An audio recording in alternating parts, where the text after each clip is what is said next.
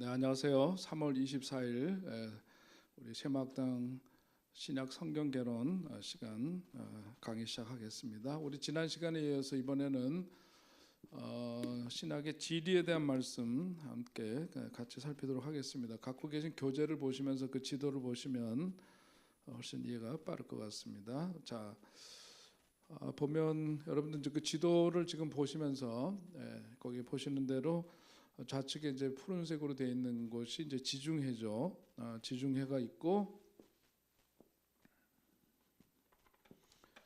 여기가 이제 지중해면서 우리가 이제 크게 보는 파란색 거기가 윗 부분이 이제 갈릴리 호수죠. 갈릴리 호수고 또 여기는 이제 사해가 됩니다. 그리고 지중해가 있고 그리고 이제 요 가운데 쭉 흐르는 게 바로 이제 요단강이죠.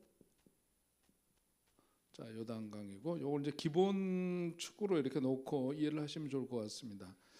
먼저 그 지리에서 네 개 이제 수역에 대한 건데 지금 얘기 드린 대로 이제 갈릴리 바다 혹은 갈릴리 호수가 있는데 여기에는 이제 위치적으로 보자면은 갈릴리 지방의 동쪽에 위치하고 있고 남쪽이 한 22.5km 그리고 동서가 14.5km. 그러니까 약간 이제 길쭉하게 이렇게 그런 모양을 띠고 있습니다. 그리고 이제 지금 말씀드린 대로 갈릴리 호수 그 위에서부터 쭉 내려와서 갈릴리 호수를 거쳐서 사해바다로 이어지는 가장 이제 큰 강이 있죠. 그 강이 바로 이제 요단강입니다. 북쪽에 레바논 산 그리고 이제 그 헬몬 산에서 그 시작돼 가지고 남쪽의 사해까지 흘러가는 바로 그 강이고 성경에 이제 여러 곳에서 등장하는 대표적인 강입니다. 길이가 217km 정도 되고 약간 이제 구불구불한 굴곡으로 인해서 길이를 그렇게 다 따지면은 400km 정도 되는 그렇게 굉장히 긴 강입니다. 세례 요한이 세례를 베풀던 곳으로도 널리 알려져 있고 또 예수님도 요단강에서 세례를 받으셨죠. 이제 구약 얘기까지 동원하지 않더라도 요단강은 그런 등장하는 곳이 그런 의미에서 등장하는 곳이고요. 그 다음에 이제 사해가 있는데 이스라엘 영토의 동남쪽 경계를 형성해주는 바다. 그러니까 여기 이 사해가 있고 여기와 이제 이쪽 요단강 동편하고 이것이 이제 국가의 경계를 이루는 곳이기도 합니다. 소위 이제 사해인데 이거는 워낙 소금의 농도가 높아서 거기서 생물이 살 수 없기 때문에 죽음의 바다 사해라고 하지만 또 소금의 농도가 워낙 높기 때문에 염해라고도 그렇게 불리우는 곳이죠. 원래는 시딤 골짜기로 불리기도 했던 곳이 바로 이제 사해입니다. 그리고 이제 여기서 보는 것처럼 이제 지중해가 이스라엘 영토의 서쪽 경계를 형성해주는 그런 수역이 됩니다. 자, 이걸 이제 기본으로 놓고 여기에서 이제 지방별로 보면 모두 이제 크게 보면 네 개 지방으로 나눠서 생각할 수 있는데요. 이쪽 부분이 이제 갈릴리 지역입니다. 이쪽 북쪽 이스라엘의 북부 지역에 해당되고 예수님께서 3년 그 공생애 중에서 약 이제 2년 6개월 동안 주로 갈릴리에서 사역을 하시다가 나중에 이제 예루살렘으로 가셔서 이제 유다 지역에서의 사역을 하시고 예루살렘에서 이제 십자가 체형을 당하시게 되는데 그 이전에 주로 활동 무대가 바로 이제 갈릴리 지역이죠. 바로 여기에 보면은 이제 나사렛이라고 하는 곳이 있고 또 이제 가버나움이라고 하는 곳이 있고 그런데 거기 좀 더 구체적으로 이따 살펴보기로 하고요. 이 갈릴리 지역이 이제 예수님의 유년 시절을 보냈던 그런 곳입니다. 예수님의 제자들 가운데서도 갈릴리 출신들이 많은 편이죠. 그리고 예수님께서 부활하신 이후에 가장 먼저 이제 방문하신 것도 이제 갈릴리였음을 성경은 보여줍니다. 자, 그 다음에 이제 갈릴리가 북쪽에 있다면 그 다음 지역이 뭐냐면은 이제 바로 거기가 사마리아죠. 이스라엘의 중부 지역에 해당되는 곳입니다. 사마리아는 원래 과거에 이제 남북 왕조 시대로 보자면은 북왕국 이스라엘의 수도이기도 했죠. 아수르 왕 살만에셀이 북왕국 이스라엘을 멸망시키고 또 이제 아수르 백성들을 사마리아에 이주시키면서 이방인들과 정통 유대인들이 섞여서 살게 되면서 이제 혼혈족이 되게 되고 그 이후에 이제 멸시 대상이 되는 이제 그런 곳이죠. 이방인들과 피가 섞였다 그래서 멸시를 받고 포로 귀환 이후에 성전 건축에도 그들은 동참할 수가 없었습니다. 그런 일종의 차별을 받는 유대인 정통 유대인으로 보자면 이제 차별을 받는 지역이 되었고 이제 그런 사람들이 된 거죠. 그러다 보니까 이제 감정적으로 서로 완전히 이제 격해져서 유대인들과 사마리아인들은 서로 상종하지 않는 그런 관계가 되었습니다. 유대인이 절기를 지키기 위해서 사마리아 지역을 통과해서 예루살렘으로 가려고 할 때 그들이 통과하는 도중에 회방을 받기도 하고 또 적대적인 대우를 받을 것을 항상 고려해야만 하는, 그래서 예루살렘이 이제 이쪽에 있으니까요. 북쪽 지역에 있으면서 유대인들이 여기로 가려면 여기를 통과해야 되고 여기를 통과하기 위해서는 여기 이제 항상 긴장이 돌 수밖에 없는 거죠. 이제 그런 곳입니다. 유대인들은 사마리아인들을, 그러니까 이방인들과 함께 혼혈이 되었다고 해서 자신들의 정통 그 민족으로 여기질 않고 사마리아 사람들을 철저하게 이방인 취급을 했다는 거. 이게 이제 서로 반목하게 되는 굉장히 중요한 이유 가운데 하나가 되는 거죠. 사마리아 사람들이 라고 하는 사마리아인이란 미친 사람으로 간주되는 사람에게나 붙여주는 모욕적인 말로, 문화적으로 보자면 이제 그런 언어를 사마리아인이라고 하는 것은 바로 이제 그런 의미가 사람들 속에는 이제 있었다라고 하는 거죠. 초기 기독교 공동체는 처음에는 머무를거렸지만 곧 유대인과 사마리아인 사이에 생겨난 분열을 극복을 했고 복음을 사마리아에 전하게 됩니다. 그것이 이제 예수님께서 말씀하신 선한 사마리아 사람 이야기, 이제 이런 걸 통해서도 볼 수 있듯이 후대에 이런 어떤 그 감정적인 지역 간 차별에서 오는 그런 감정적인 것들을 넘어서는 것, 그것이 바로 이제 복음으로 인해서 가능했던 일이죠. 스데반이 순교한 이후에 사마리아에도 복음이 전해졌다는 것을 사도행전 8장에 보면 확인할 수가 있습니다. 자, 그리고 그 다음에는 뭐냐면 갈릴리 그리고 사마리아, 그것과 함께 로마에 의해서 분할된 이스라엘의 3개 도 중 하나가 바로 이제 유대죠. 이쪽 유대입니다. 이쪽 유대는 예수님께서 태어나셨을 때 유대 땅은 누가 통치를 했느냐면 헤롯 왕이 통치를 하고 있었고 이후에는 로마 총독 본디오 빌라도가 통치를 했다. 우리 첫 번째 개론 시간에 그런 말씀을 이미 두 번째 시간에 드린 바가 있죠. 자, 그다음에 이제 어디냐면 요단강과 사해 동편 지역, 바로 이쪽 부분이죠. 자, 여기가 이제 베레아입니다. 베레아. 이 베레아라고 하는 이제 지방이 있어요. 그래서 크게 보면은 갈릴리, 그다음에 사마리아, 유대, 베레아, 이렇게 네 개의 큰 지방으로 나눠서 볼 수 있습니다. 거기에서 이제 주요 도시들을 보면 아까 했던 이제 위에 갈릴리에서부터 쭉 보면은요, 2년 6개월 동안 예수께서 공생의 사역을 시작하시는 3년 기간 중에 많은 부분을 갈릴리 사역을 하셨는데, 갈릴리에서도 특별히 갈릴리 바다에서 아주 가까운 여기 가버나움이라고 하는 곳이 있는데 바로 거기가 갈릴리 사역의 본부 역할을 했던 그런 곳입니다. 그래서 예수님 갈릴리 사역할 때 그 보면 가버나움으로 가셨다는 이야기가 많이 등장을 하죠. 가버나움에는 작은 어떤 국경 정류장과 세관이 있었다고 알려져 있고, 또 이제 가버나움에서부터 좀 더 남쪽으로 내려오면 거기에 이제 나사렛이 있는데 예수님께서 유년 시절을 보냈던 곳이 바로 나사렛입니다. 그리고 이제 벳세다가 있죠. 예수께서 오병이어의 기적을 일으킨 곳, 이제 벳세다가 있고요. 그 첫 번째 우리가 보았던 그 이제 지도에 보면, 그 지도를 보시면 바로 거기에 이제 밧세다가 갈릴리 우측 요쪽에 벳세다가 있죠. 그리고 거기에 보면 가버나움 있고 밑으로 나사렛, 다볼산, 디베리아, 가나, 이런 게 다 익숙한 지역들이죠. 거기에 이제 쭉 지명이 거기에 적혀져 있음을 보면서 이해하시면 되겠습니다. 자, 사마리아 하면은 중요한 지명 가운데 우리가 기억해야 될 것이 바로 수가 성녀인 이야기에서 나오는 이제 수가라고 하는 곳이 있고요. 그 다음에 이제 유대 지방에서는 뭐 중요한 도시들이 역사적으로 많이 있습니다. 거기 첫 번째가 이제 베들레헴이죠. 예루살렘 남쪽 8km 정도 사이 옆에 있는 베들레헴에서도 예루살렘에서도 좀 더 남쪽으로 베들레헴 작은 고을 작은 도시입니다.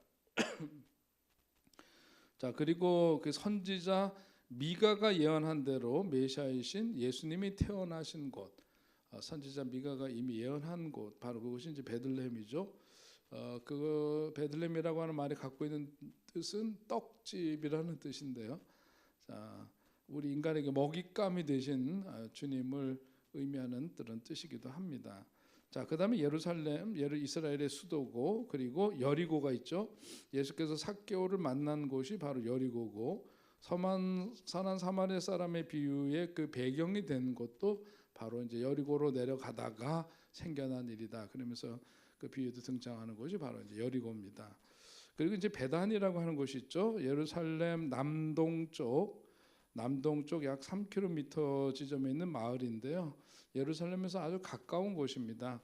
거기에 마르다, 마리아 그리고 나사로가 함께 살던 집이 거기에 있었고, 예수께서 이제 예루살렘에서 사역을 하실 때 거기에 이제 나사로네 집에 가서 기거하시다가 오시고 뭐 이제 이런 배경이 다 이제 예루살렘으로부터 굉장히 가까운 곳이거든요. 3km밖에 떨어져 있지 않은 곳인데, 바로 이제 마리아 마르다 뭐 이렇게 그 남매들 그 나사로하고 그 남매들을 생각하면 떠오르게 되는 지명이 베단입니다. 감람원이라고 하는 곳이 이제 산 부근에 있었고, 예루살렘에서 보면 예루살렘이 고지대인데 거기서 내려다 보면은 이쪽 건너편 쪽으로 이렇게 골짜기가 있으면서 그 건너편 쪽으로 이제 감람산이 있고요.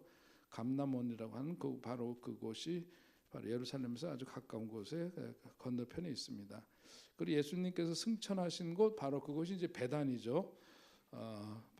그렇게 지명을 좀 이해를 하시면 되겠고, 각 지방이라든지 그 지역의 주요 도시들 그리고 이제 강과 바다 이런 부분들만 이제 일단 그 예수님 사역 당시의 지리를 머릿속에 두고 있으면서 중요 도시들을 좀 머릿속에 더 두시면은 예수님의 행적을 이해할 때 퍽 이해가 쉬울 것 같습니다. 자, 그러면 이제 본격적으로 복음서로 들어가서 복음서에 대한 말씀을 이제 이 시간부터 보시는데요.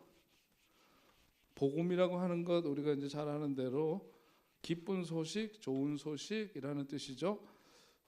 헬라어로는 유앙겔리온이라고 했습니다. 유앙겔리온이고 가스펠 이걸 이제 복음이다 이렇게 얘기를 하는데요. 원래 이제 그 앵글로색슨어로는 가스펠이 갓스 이렇게 되어 있습니다. 그러니까 하나님의 이야기라고 하는 뜻이에요. 원래는 가스펠 이 복음이라고 하는 뜻이 복된 소식, 기쁜 소식 이런 말인데, 이것이 이제 하나님의 이야기 혹은 좋은 이야기라고 하는 그런 의미로 쓰여졌던 것이 그게 바로 이제 복음입니다. 자, 복음은 값없이 주시는 것일 뿐만 아니라 모자람이 없는 것이다. 찰스 스펄전은 그런 말을 했고요.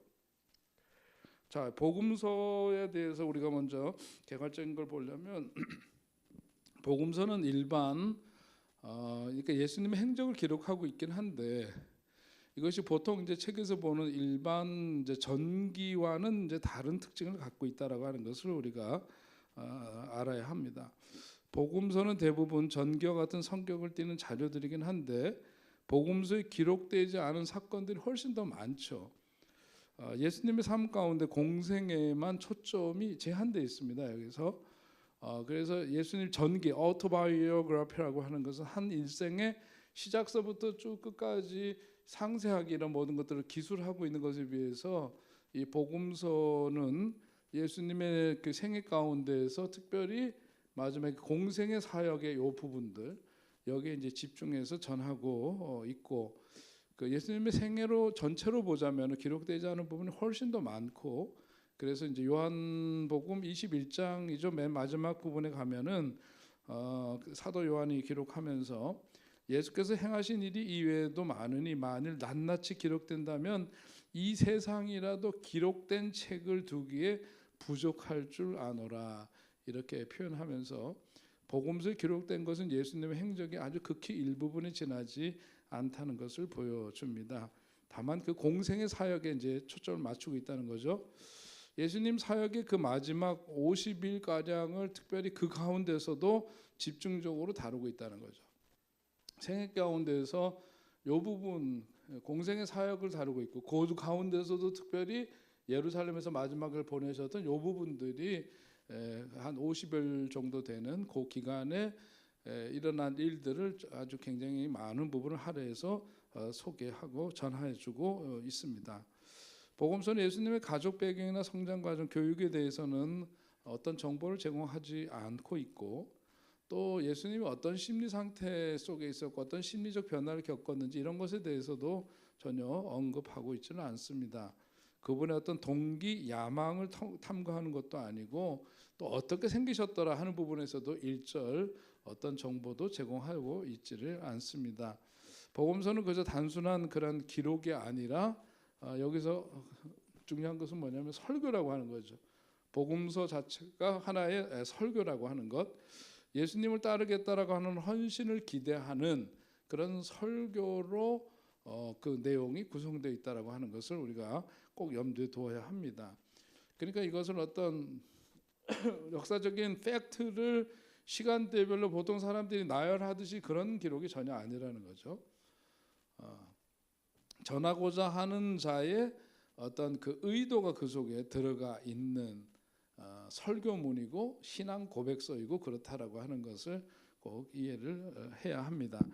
복음서에 기록된 자료는 역사를 연구하는 학자들에게 만족을 위해 기록된 것도 아니고 또 예수님을 따라 구원의 길에 들어서도록 이끌어주기 위해서 선택되고 배열된 그런 자료라고 하는 특징을 갖고 있다. 그 점을 분명히 우리가 꼭 기억했으면 좋겠습니다. 그래서 복음서는 믿고 영생을 소유할 사람을 위한 책이다. 예수님에 관한 사실은 단지 흥미를 위해서가 아니라 바로 사람들로 하여금 그것을 믿고 영생을 얻도록 그것을 하기 위해서 전해준 설교문, 그것이 바로 복음서다. 그런 이해를 분명히 하시면 좋겠죠.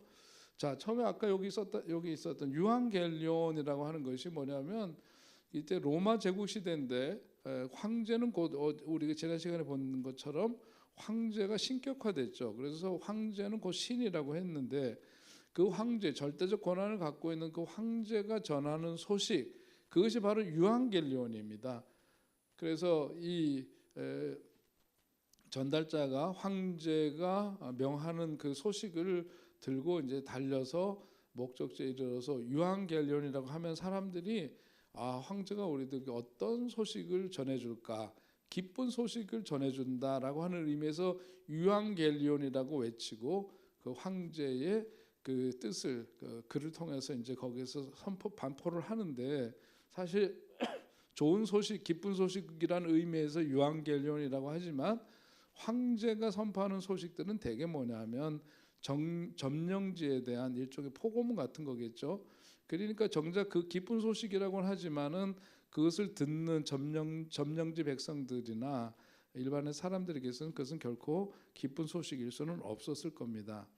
자, 근데 이 바로 이제 복음서 기자들이 사람들에게 있어서는 이 원래의 뜻, 유한결론이 좋은 소식, 기쁜 소식이라고 하는 말인데 황제가 전하는 메시지를 전달할 때 쓰는 언어였고 실제로는 그렇지 않기 때문에 사람들의 관심과 흥미에서 이것이 이렇게 멀어져 있었는데 복음서 기자들은 이 단어를 다시 소환한 거죠.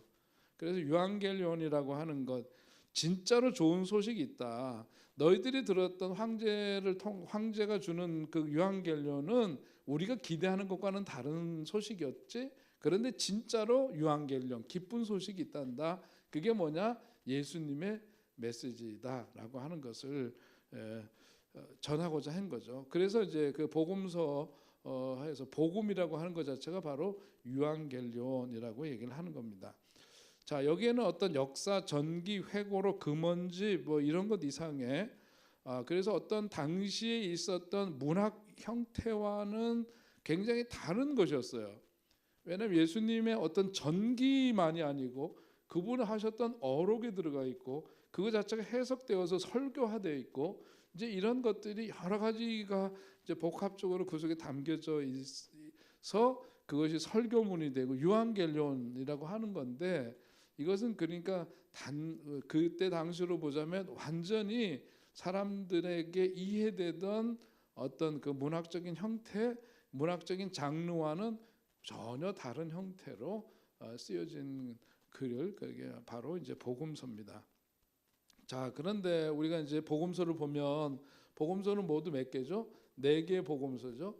그 가운데에서 우리 앞에 나오는 마태, 마가, 누가 이것을 일컬어서 우리는 공관복음이라고 하죠.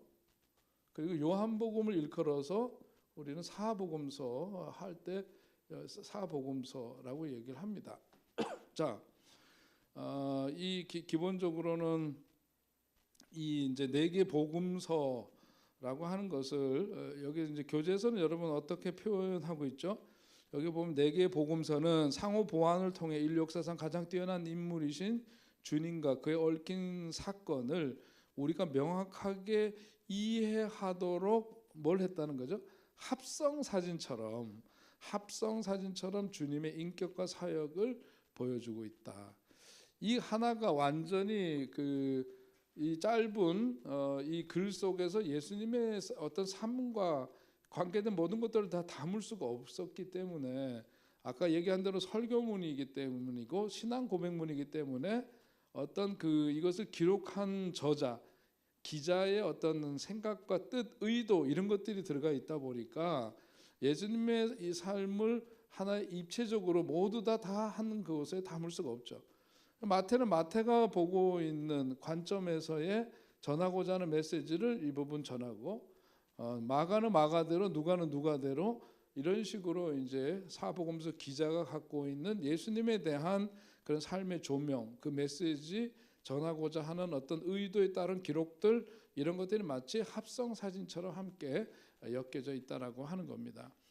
고대의 어떤 인물이라도 그 사람에 대해서 한 가지 기록 이상을 볼 수 있다는 것은 대단히 어렵고 희귀한 일인데 동시대인들 혹은 당대 사람들에 의해서 4개의 전기가 한 분 예수 그리스도를 놓고 이런 4개의 전기가 여러 시각에서 기록되어 있다라고 하는 것은 굉장히 유례가 없는 일이라고 할 수 있습니다. 자, 그래서 참고로 거기 보면 고대 문헌이 이제 이게 오리지널이 어떤 것인지 알 길도 없고 사실 모르죠. 그리고 지금처럼 무슨 인쇄술이 발달해 있고 이런 때가 아니기 때문에 다 이제 사본에 의해서 그것이 이제 전달이 되어졌는데 자, 고대 문헌의 그 사본들을 보면은 거기 이제 교재에 나와 있는 대로요. 투키디데스 그게 이제 펠로폰네소스 전쟁사인데 거기에 보면은 그 주전 430년부터 400년까지의 기록 문서입니다. 근데 그것이 이제 사본들 가운데서 현존하는 가장 오래된 사본의 기록 시기를 보니까 그때 주전 430년 그때의 기록 그 내용을 기록하고 있는데 사본으로 보자면은 주후 900년의 사본이 가장 이제 오래된 사본이고요. 시간 간격으로 보자면 실제로 그 역사와 더불어서 이것이 사본이 발견되고 이랬던 시점으로 보니까 1300년이라는 큰 어떤 시간적인 갭이 생기는 거죠. 고대 사본의 수가 8개 정도 된다 그러고요.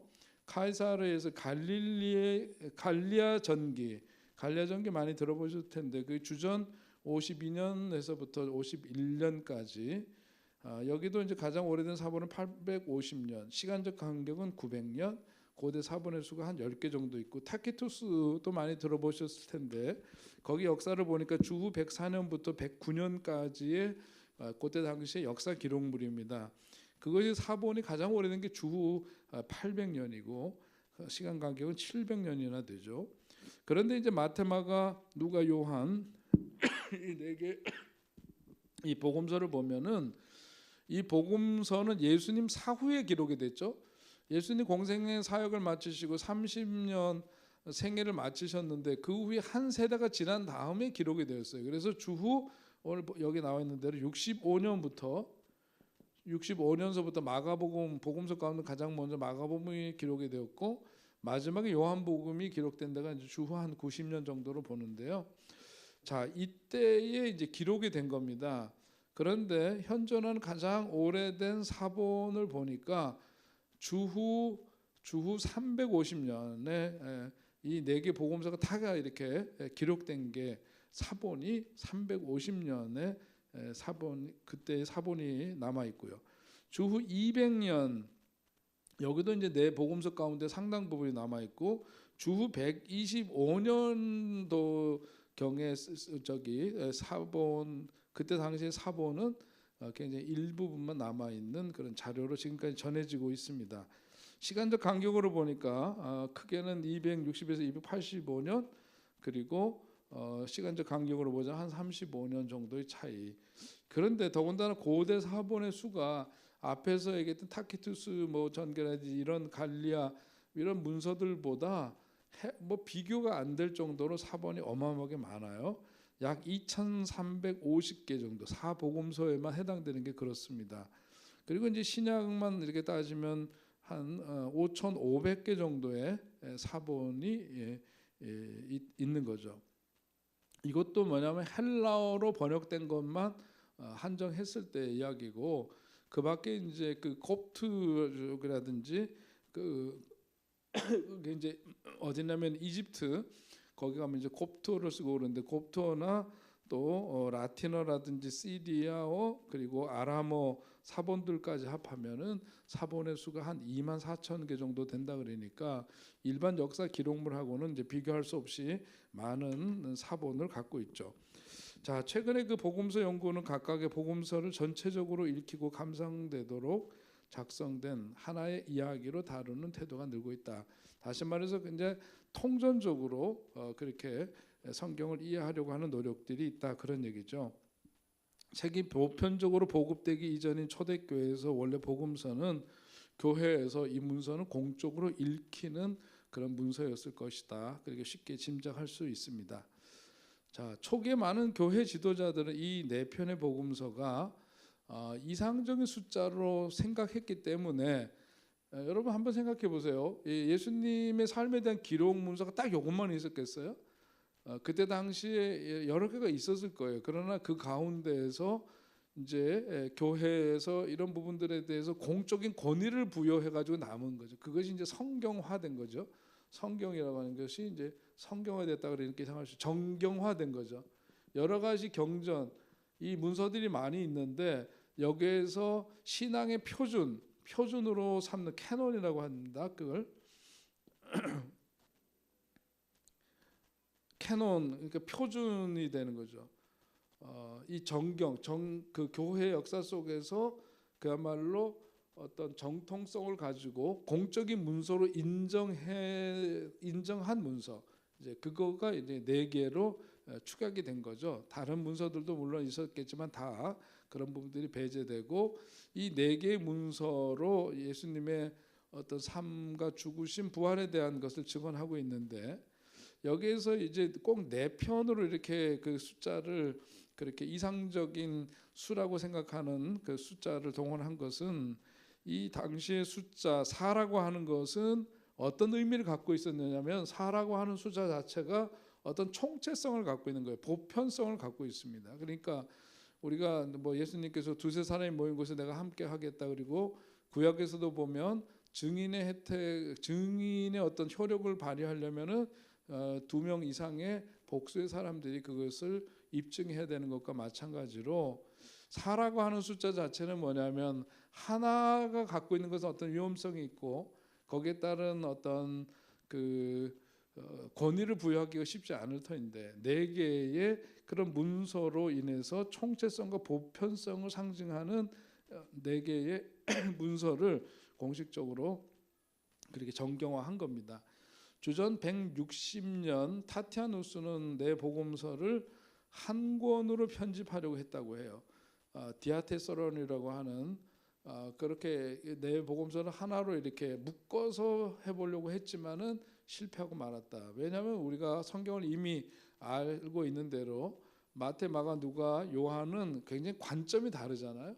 예수님의 삶을 전하고 있는 데 있어서 그 기자들의 의도와 관점이 너무나 다르기 때문에 그것을 하나로 이렇게 묶는다는 것은 그것은 불가능한 일이었다, 그런 얘기입니다.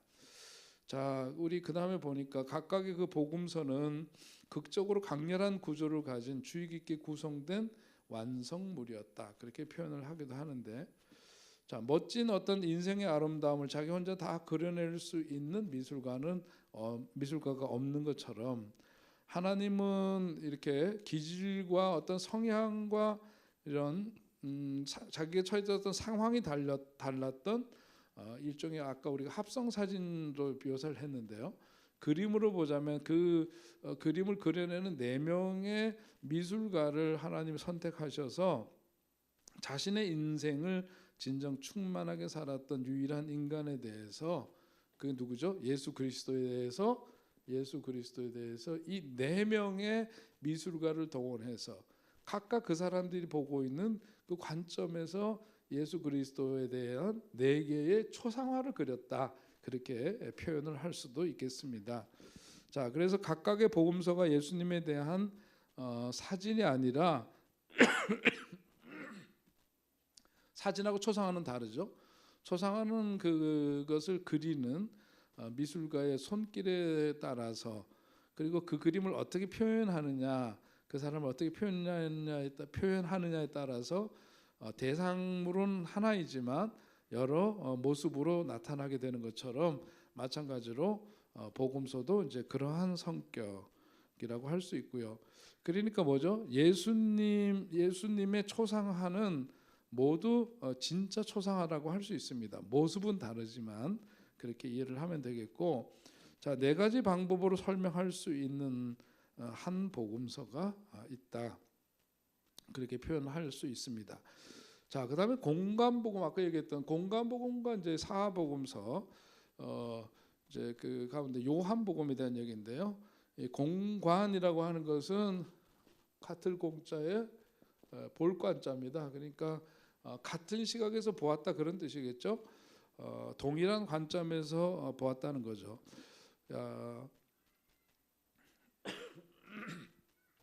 요한복음과는 다르게 세 복음서는 같은 관점으로 예수님의 생애를 보았다, 그런 뜻인데, 공관복음 사이에 어떤 유사점 그리고 차이점들이 존재합니다. 그건 아까 말씀드린 것처럼 그것을 기록한 기자, 마태, 마가, 누가의 어떤 그 의도, 그 글을 쓰고자 하는 목적, 대상, 이거에 따라서 이제 달라지는 거죠. 그리고 이제 좀 더 깊이 들어가면 우리가 마태, 마가, 누가로 얘기를 하지만 사실은 이제 마태 공동체 혹은 요한 공동체, 어떤 그 공동체의 그 작품, 공동체의 어떤 그 예수님에 대한 어떤 기술이라고도 그렇게 이야기하기도 합니다, 성사학자들은. 자, 그런 부분들은 뭐 크게 우리가 깊이 들어갈 이유는 별로 없고요. 아무튼 이렇게 성경에서 이제 특별히 복음서는 예수님의 생애에 대해서 각각의 그 의도와 그 사람이 갖고 있는 특성을 가지고 마치 예수님은 한 분이시지만 초상화를 그려내듯이 예수님의 삶을 그렇게 그려내고 있고 소개하고 있다, 그렇게 이해하면 되겠습니다. 자, 공관복음과 요한복음에서 4개의 복음서 개요를 한번 볼까요? 기록 연대는 거기에 보시는 것처럼 마태복음 주 58년에서 68년, 그리고 마가복음 55년에서 68년, 그리고 그다음에 누가복음도 58년에서 63년 기록 연대가 그렇습니다. 요한복음이 주 80에서 90년도 이렇게 보는데요.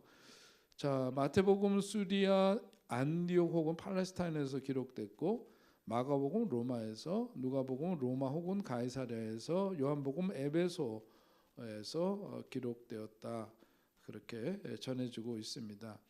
자, 원래 그 처음 이 글을 썼을 때, 복음서가 기록이 되었을 때에 그때의 그 청중은 누구냐, 그 독자들은 누구냐. 마태복음 같은 경우에는 유대인들을 염두에 두고 유대인들에게 예수 그리스도를 통한 유앙겔리온, 그 복음을 전하기 위해서 기록한 것이고요. 그다음에 마가복음 같은 경우에는 굉장히 좀 그 실용적인 입장인데 로마인들에게 그것이 이제 기록된 장소가 로마고 로마인들에게 전하기 위해서 기록한 거고 누가복음은 또 헬라인 중심 헬라인들을 주로 대상으로 하고 특별히 여성에 대한 거 어린아이에 대한 또 사회적인 약자에 대한 그런 언급들이 많이 담겨 있는 책입니다. 요한복음은 좀 더 이제 뭐라 그럴까 세계적 그 대상 자체가 특정하게 유대인 혹은 누구에게 이렇게 국한되지 않고 굉장히 보편성을 띠고 있는 그런 기록물입니다. 마태복음에서의 예수 그리스도는 누구냐면 메시아 그리고 왕이죠 왕. 자 그리고 마가복음에서는 예수 그리스도가 철저하게 순환받는 종으로 오신 분입니다. 순환받는 종으로 오셔서 우리를 구원해 주신 구속자가 되시는 분 그분을 이제 전하기 위해서 기록을 했고 누가복음은 뭐냐면 인자라고 하는 말에서 볼 수 있듯이 그는 사람의 아들이고 완전한 인간이었다는 점을 이제 강조합니다. 요한복음은 뭐냐면 그는 하나님의 아들이셨다라고 하는 것을 거기에서 전하고자 했던 거고요.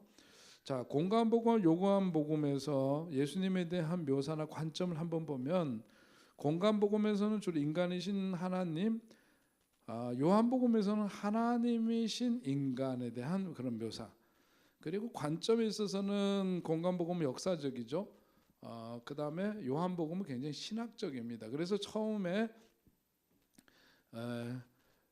그 요한복음 1장에서 말씀하고 있는 것도 뭐냐면 바로 예수 그리스도는 누구시냐 로고스다라고 하는 거죠. 로고스 말씀이 육신이 되었고 그럼 어떤 신학적인 주제를 던지죠. 신학적인 관점에서 기록한 책입니다. 자 특이한 점은 특이한 자료가 공관복음에서는 약하고 요한복음에서는 이제 특이한 자료가 많은 편인데요. 거기에 이제 퍼센티지나 뭐 이런 걸로 나와 있습니다만은 그런 부분 참고를 하시고 연대기로 보자면 공관복음서에서는 유월절이 단 한 번 언급이 돼요. 단 한 번. 그래서 우리가 이제 예수님의 생애를 얘기할 때 이 부분에 대해서 공관복음서의 기록으로 보자면 쭉 그냥 이어지는 이야기이기 때문에 1년 한 해 동안 이루어진 일로 이렇게 비춰볼 수 있을 것 같은데 요한복음에 보면은 6월절에 대한 이야기가 시점이 다른 시점에서 6월절 이야기가 3번이 나와요. 그래서 요한복음의 기초에서 예수님의 공생의 사역은 몇 년? 3년이다. 그렇게 이제 우리가 보는 겁니다. 자, 그다음에 이제 지리적으로 보자면 공관복음 주로 갈릴리 사역에 집중하고 있다면 요한복음은 유대 사역에 집중을 하죠. 그래서 요한복음 보면은 처음에 그 잔치집에서 물이 포도주로 변화된 이야기 그러면서 앞에 부분 다른 데서는 예루살렘에 가셔서 십자가를 지시기 전에 예루살렘 입성 후에 성전 정화 사건을 벌이시는데 요한복음을 보면 성전 정화부터 먼저 하시죠. 자, 이런 것들이 이제 좀 다른 점인데요. 여기서 보자면은 유대 사역에 이제 집중하면서 성전 정화 사건을 벌인 그런 것으로 볼 수 있고 교육의 강조점에서 보자면 윤리라든지 실제적인 가르침에 공관복음서가 치중하고 있다면 요한복음은 그리스도에 관한 것에 치중하고 있다. 다른 복음서의 관계 속에서 보자면 보완적이지만 요한복음은 부수적이다. 그렇게 볼 수 있습니다. 자, 왜 그러냐면 요한복음 독특한 자기 그 신학적인 관점에서 기록하고 있어요. 그러니까 좀 달라요. 그러니까 공관복음서와는 확실히 구별되는 전개를 합니다. 근데 공관복음서 같은 경우에는 뭐냐면 우리가 이렇게 표시를 해볼게요. 마가복음이 가장 먼저 쓰여졌다 그랬죠. 마가복음이 쓰여졌고 지금 마태복음이 있고 누가복음이 있는데 가만 보니까 문서를 분석을 해봤어요. 우리가 이제 편집 비평이라는 것도 있고 문서를 이제 분석하는 여러 가지 연구 방법들이 있는데 거기에서 이제 우리가 보니까 이 마태복음에 있는 문서 이것이 가장 먼저 기록되었잖아요. 가장 먼저 기록되었고 그다음에 마태복음을 가만 보니까 마태복음에 있는 기록물들이 어디서 그 기록들을 차용해 왔느냐면 마가복음에서 가져왔다는 것을 볼 수가 있어요. 자, 그다음에 누가복음도 보니까 누가복음도 마가복음에서부터 이 자료를 가져왔다는 것을 알 수 있습니다.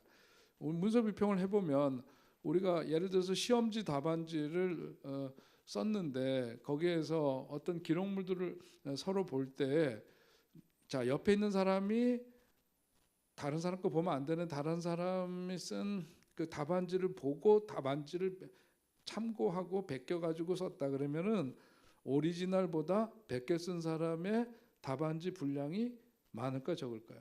많아지겠죠. 마가복음 16장으로 끝나죠. 분량이 작고 굉장히 그 전개 자체가 빠르면서도 간결해요. 마태복음은 뭐냐면 같은 동일한 사건을 전하면서 거기에 설명이 붙고 자기의 의도가 듣고 자기만이 갖고 있었던 어떤 독특한 자기 자료가 있어요. 그거와 더불어서 이것을 해서 마태복음이 완성이 되고 누가복음도 보니까 누가가 갖고 있는 독특한 자기만의 자료가 있어요. 그런데 이것도 여기서 영향을 받았는데 근데 가만 보니까 마태복음하고 누가복음하고 마가복음에서는 발견할 수 없는 공통적인 자료들이 있더라 이거지. 그럼 이건 어디서 왔을까? 이거는 어디 제3의 문서에서 왔겠구나. 그래서 독일어로 얘기했을 때 Q 문서라고 얘기를 합니다. 마가복음과는 다른 어떤 문서에서 동일하게 가져온 문서들이 있구나. 이걸 해서 가만 보니까 이거 가장 먼저 쓰여진 책에서 이것은 마태복음이나 누가복음이나 이런 것들은 서로 보완적이다. 지금 하는 얘기는 그런 의미를 갖고 있는 거예요. 그런데 요한복음을 보니까 이것과는 전개 자체도 다르고 거기서 이제 그 예수님의 행적 속에서 전래되고 또 전에 오던 그런 이제 자료들이 있는데 어떤 여기에서는 신학적인 것들이 주를 이루고 있고 또 예수님의 설교문 요한복음 몇 장 16장 17장 이런 데 보면 예수님의 설교가 굉장히 길게 소개되고 있죠. 이런 것이 후대에 후에 이제 쓰여지면서 요한복음은 사도 요한에 의해서 혹은 요한 공동체에 의해서 이제 그런 독특한 자기 자료를 갖고 이제 전개하고 있다. 그런 점에서 다른 복음서의 관계에서는 굉장히 부수적이라고 볼 수 있죠. 다른 자료를 참고한 것이. 자, 구체적으로 좀 더 들어가서 공간복음에서 마태복음을 보면 마태복음 예수께서 구약에서 예언하고 기대하던 그리스도 이스라엘의 메시아로 오신 분이다 하는 점을 전하려고 합니다. 그렇기 때문에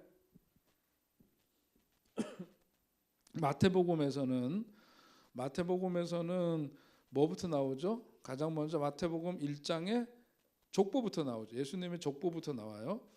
예수님의 족보 이것이 왜 그러면 가장 먼저 등장하느냐? 거기에 이제 마태복음을 기록한 기자의 의도가 들어가 있다고 볼 수 있죠.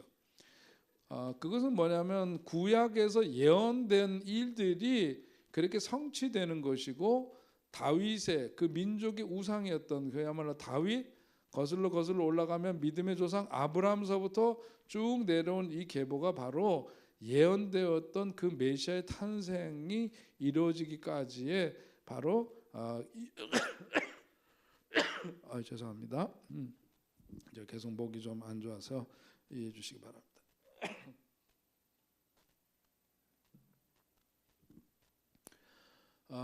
그러니까 이스라엘 백성들에게 있어서는 아브라함이 제일 믿음의 조상이기 때문에 믿음의 선조된 그분이 굉장히 중요한 부분이죠. 그 다음에 모세, 다윗 이렇게 쭉 이스라엘 역사 속에서 유대인들에게 있어서는 그야말로 가장 자랑스럽게 기억되어지는 인물.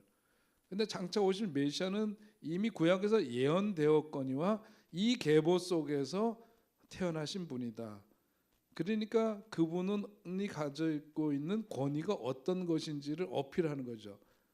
이것이 중요했어요. 왜요? 이 주 독자가 누구냐면 마태복음에서 주 독자는 유대인들이기 때문에 그런 겁니다.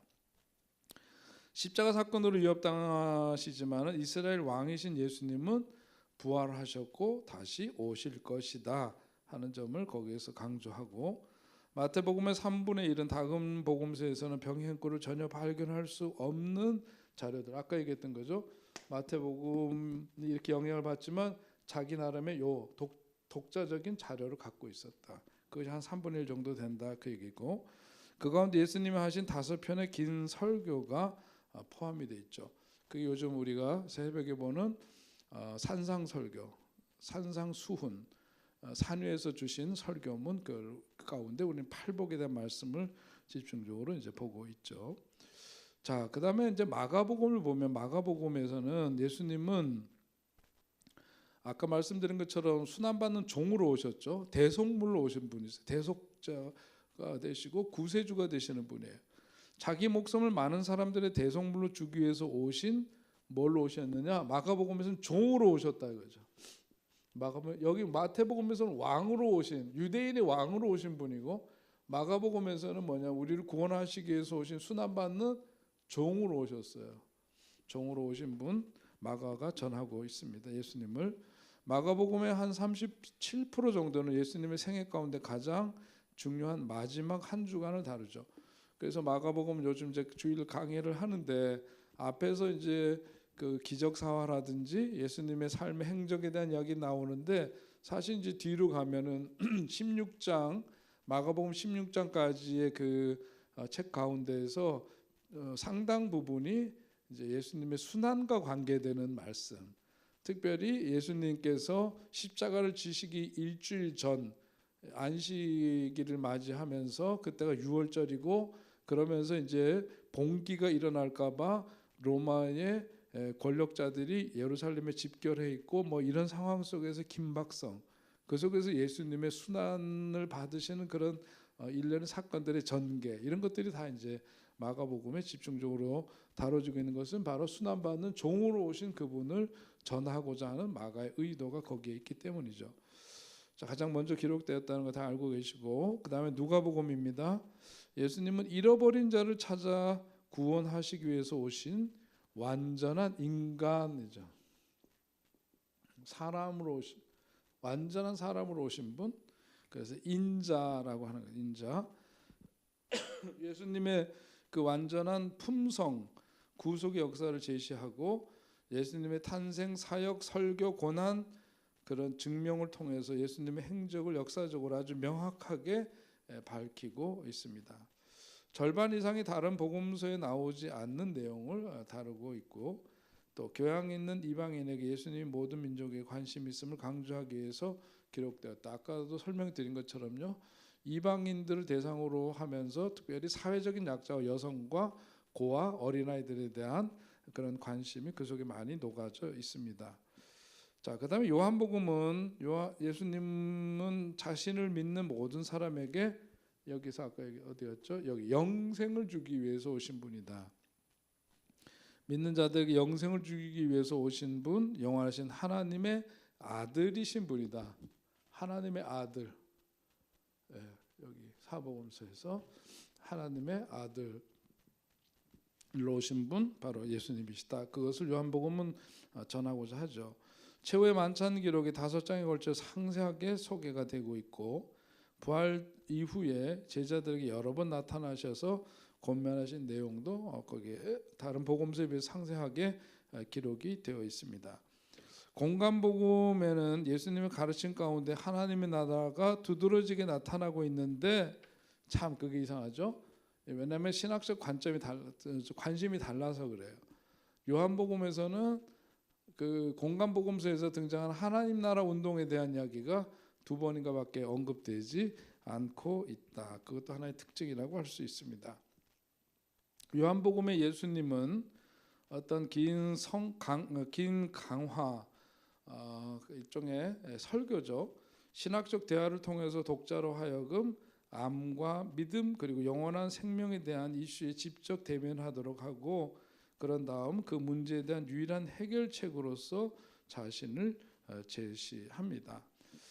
자, 요한은 예수님이 사람들과 나누신 대화 내용을 주제별로 기록을 하고 있습니다. 자, 그리고 자, 요한이 다른 세 복음서의 어떤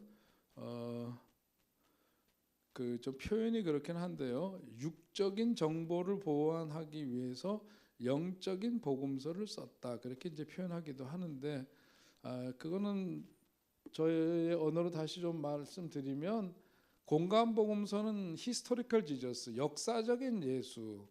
그래서 그야말로 사람들과 함께 부딪히면서 그 속에서 깊이 들어가 그야말로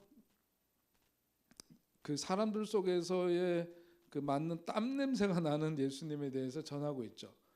그런 것에 비해서 신학적인 접근을 하고 있는 요한복음 그런 점에서 굉장히 영적인 그런 접근 그리고 그런 내용들을 주로 많이 다루고 있음을 볼 수 있고요.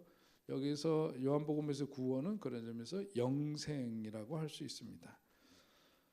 그리스도께서는 때가 찼을 때 오셨다. 언제 오셨냐? 때가 찼을 때 오셨다. 자, 정치적으로 보니까 언제냐면 로마 제국이 세계적인 평화를 구축했고 로마는 대로를 건설했는데 곳곳에 군대가 배치되어서 평화를 유지하도록 도둑과 해적에게서부터 여행자들을 보호한다는 미명하에 이제 그렇게 철저하게 통제하고 그러면서 억제된 강제화된 평화를 유지를 했어요. 그리고 헬라어가 당시 지중해 연안의 공통어 역할을 하고 있을 때입니다. 그래서 70인역이 통용되면서 복음 전도가 이제 쉬워지게 됐는데 그리스도께서는 바로 이제 이런 정치적으로 보자면은 이제 이런 배경 속에서 오셨다 하는 거고요. 경제적으로 보자면 과중한 세금이나 가난한 사회적인 불안감 이런 것 때문에 대다수의 사람들이 무언가 변화된 세계를 추구하고 뭔가를 필요로 하는 바로 그런 때였다. 예수님이 오시던 때는 바로 그런 때였다라고 하는 거죠. 영적으로 보자면 유대교가 침체해 있었던 바로 그런 때입니다. 로마에는 여러 종류의 신들이 많이 있다 그러죠. 하다못해 황제도 신이라고 일컬었는데 그들은 그런 신들은 더 이상 사람들의 관심을 끌지를 못했고 왜냐하면 실질적인 어떤 영향을 그들에게 미치거나 그들의 삶의 욕구를 채워주는 그런 대상이 아니었기 때문이죠. 신비 종교들은 개인에게 어느 정도 도움이 되었지만 영적인 만족감을 주기보다는 오히려 영적인 갈급함을 증명하는데 그치고 말았다라고 하는 거예요. 자, 복음서를 통해서 본 예수 그리스도. 자, 앞에서 했던 이야기가 대부분 거기 이제 포함이 되어 있는데 보면요, 그리스도를 묘사하는 부분에선 구약에 예언된 왕으로 오신 분, 아까 말씀드렸죠, 종으로 오신 왕, 누가복음은 완전한 인간, 요한복음은 하나님의 아들.